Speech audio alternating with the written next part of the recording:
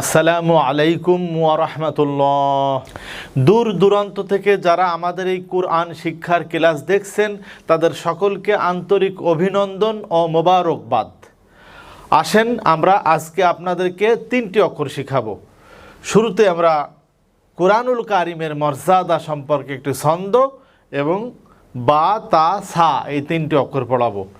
কোরআনে হলো আল্লাহর বাণী, সবার চেয়ে শ্রেষ্ঠ তাই।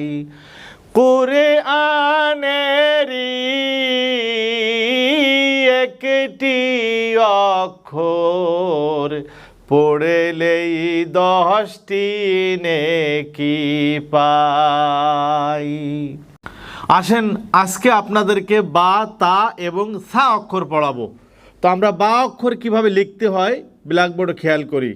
সোজা একটা টান দেবো, এই যে সোজা একটা টান, এই সোজা টানের 2 মাথা আমরা উঁচু করে দেব। আসেন, সোজা টানের 2 মাথা উঁচু, নিচে একটি নোকতা, তার নাম বা, তার নাম বা। বা অক্ষর সবসময় এই একই রূপে থাকবে না, শব্দের প্রথমে, মাঝখানে এবং শেষে আলাদা রূপ হয়ে যাবে। আমরা সে রূপগুলো আসেন শিখে নেই। অথবা একটি দাঁতের নিচে একটি নুকতা থাকলে তার নাম বা, তার নাম বা। এভাবে বা অক্ষর থাকবে। এখন আমরা জের জবর পেশ দিয়ে পড়বো। আসেন, বা জবর বা, বা জের বি, বা পেশ বু। শুরুতে আমরা আপনাদেরকে বলে দেই, আরবি আর বাংলার সাথে আমরা মিল করে আপনাদেরকে পড়াবো যাতে আপনাদের সুবিধা হয় বুঝতে। এই বা অক্ষরে কে আমরা প্রথমে শুধু ব নেব, শুধু আরবিতে ব নেব। এখন আমি সিলেকশন করব আমি কি দিয়ে পড়ব। আমি যদি জবর দিয়ে পড়ি তাহলে জবরে বাংলায় আকার বা, জবর বা। আবার এখানেও বা অক্ষরের প্রথমে ব নেব, আমি ডিসিশন নেব যে আমি কি দিয়ে পড়ব। তো আমি এখন জের দিয়ে পড়ব। জেরে বাংলায় রসিকার বা, জের বি। আবার এখানে আমরা বা নিলাম ব, পেশ দিয়ে পড়ব। পেশে বাংলায় রসুকার বা, পেশ বউ। তাহলে আমাদের স্লোগান আমরা জেনে নেই আজকেই। জবরে বাংলায় আকার, জেরে বাংলায় রসিকার, পেশে বাংলায় রসুকার, বা জবর বা, বা জেরে বি, বা পেশ বউ। এভাবে আমরা বা অক্ষর শিখে গেলাম। এখন আমাদের কাজ হলো তানবিন দিয়ে শিখা। আসেন, বা জবর বা, বা মিলবে নুনের সাথে বান, বা জের বি, বি মিলবে নুনের সাথে বিন, বা পেশ বু, বু মিলবে নুনের সাথে বুন। জবর যদি 2টা হয় একটা হবে নুন সাকিন। কিরকম আমরা দেখাই নেব। আসেন, বা জবর বা, বা মিলবে নুনের সাথে বান। এই যে একটা জবর আর একটা নুন সাকিন, এই যে যোগ করে দিলাম। বা জের বি, বি মিলবে নুনের সাথে বিন। আবার এটা ভাঙ্গি আমরা, বা পেশ বু, বু মিলবে নুনের সাথে বুন। এই যে দেখেন সবগুলোই যোগ হবে। হার কাতের বাম পাশে সুকুন অক্ষর পাইলে 2টি অক্ষর যুক্ত করে পড়তে হয়। এভাবে আমরা তানবিন শিখব। এবারে আমরা কি শিখব, সরাসরি আমরা অক্ষর বানান শিখে যাব। বা জবর বা, আসেন, বা জবর বা, বা জবর বা, বাবা। বাবা বানান কি, বা জবর বা, বা জবর বা, বাবা। আবার এখানে আসি, বা জবর বা, বা পেশ বু, বাবু।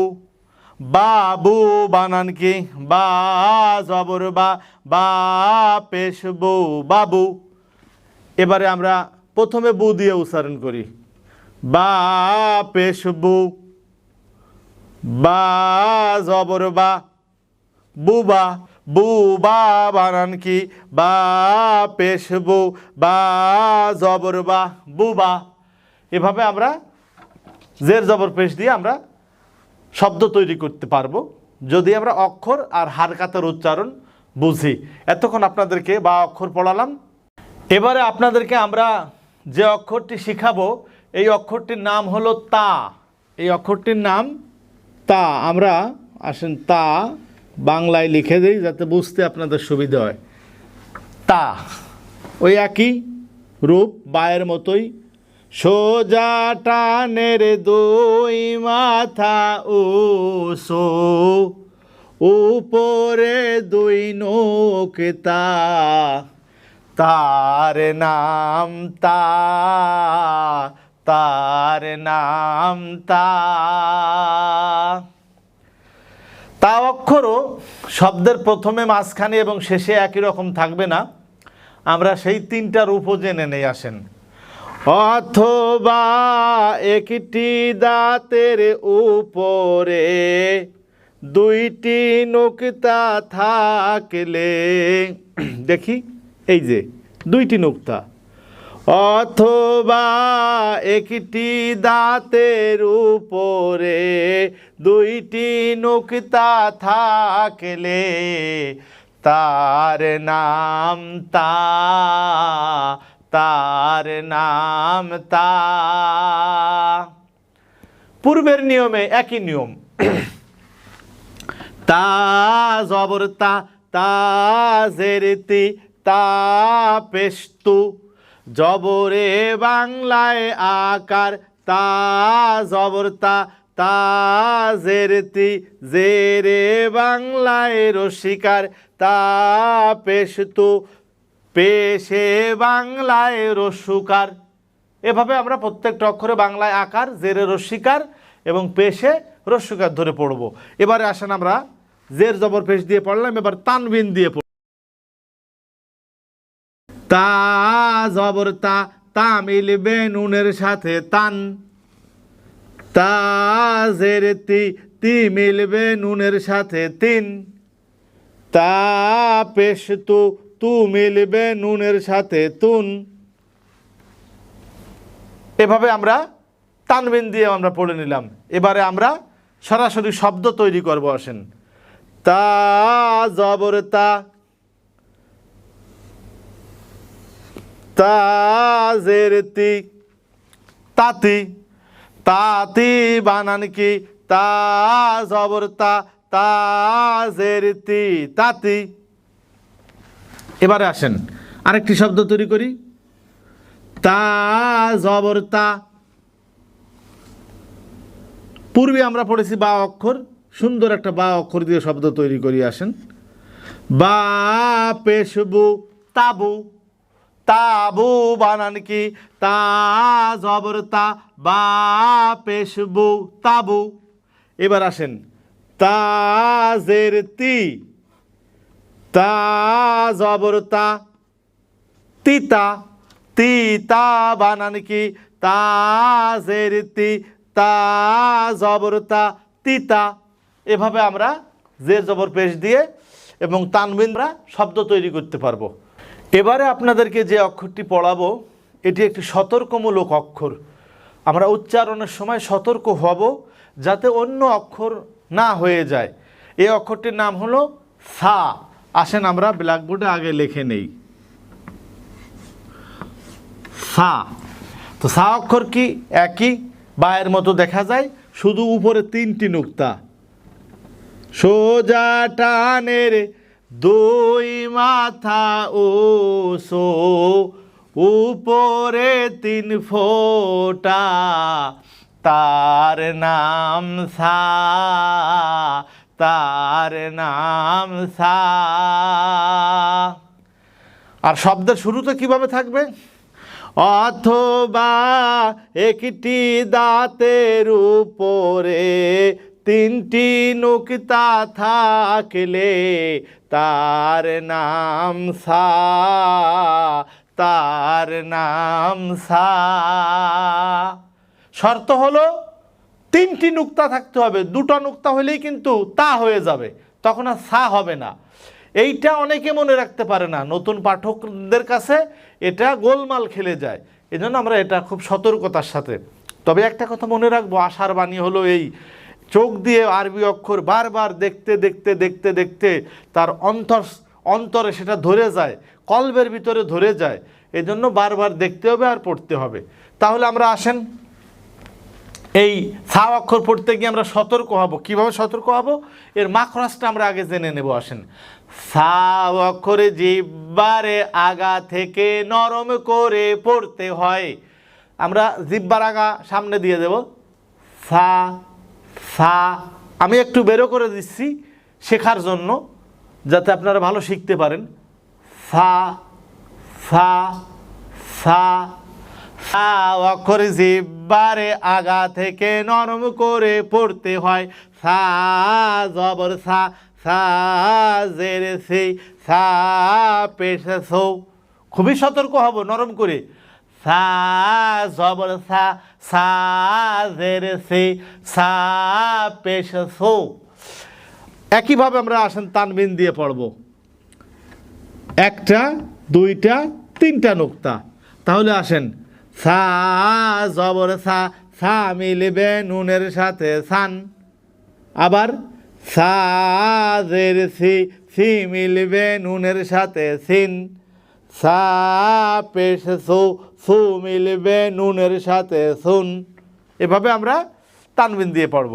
এবারে আমরা আসেন শব্দ তৈরি করব, সুন্দর একটি শব্দ তৈরি করি। আসেন, সা জবর সা, পূর্বে আমরা পড়েছি তা, এই যে আমরা দুইটা ফোঁটা দিলাম।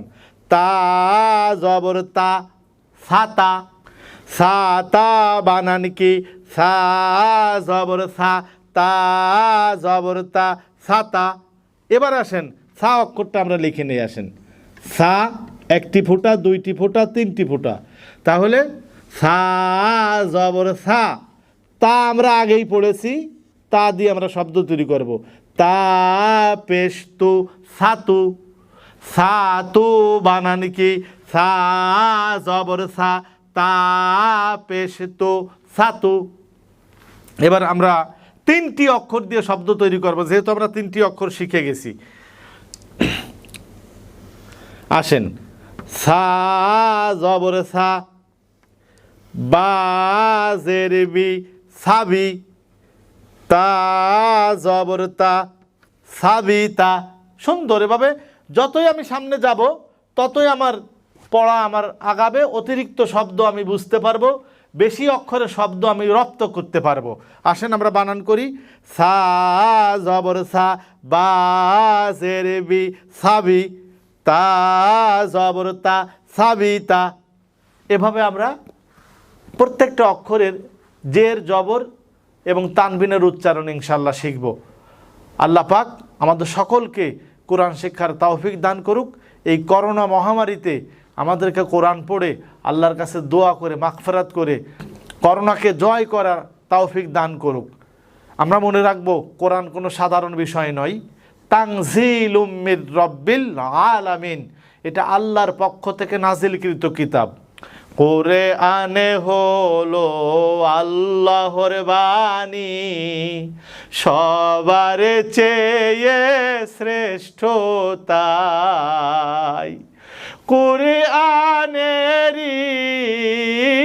একটি অক্ষর পড়লেই 10টি নেকি পাই। সকলকে সামনের ক্লাস দেখার আমন্ত্রণ জানিয়ে আজকের মতো এখানেই শেষ করছি। আসসালামু আলাইকুম ওয়া রাহমাতুল্লাহি ওয়া বারাকাতুহু।